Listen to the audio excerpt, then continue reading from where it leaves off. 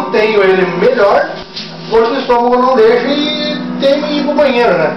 Agora se eu pudesse trancar mesmo, eu tô... né? Porque daí ele fica mais trabalhado, mais torneado, fica mais bulboso. Olha o pai aqui, ó, anos de caminhoneiro, aquela direção balançando de caminhão. O pano ficou assim num formato esférico, longitudinal. É tamanho também. Esse dia eu tava vendo as fotos, eu estava procurando os catálogos aqui nas fotos.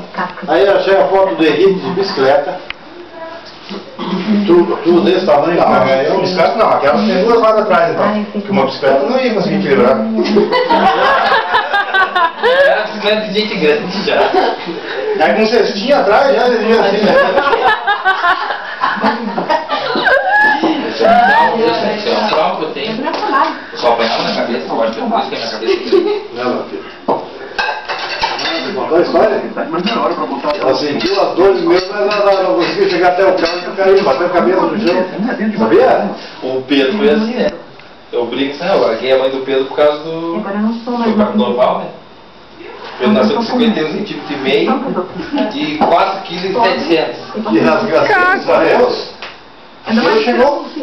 Mas o pior, pensei que tinha sido um tsunami. Foi o Pedro nascendo. A pessoa começou agora, não pode Cabeça ajuda. Cabeça ajuda. Se não for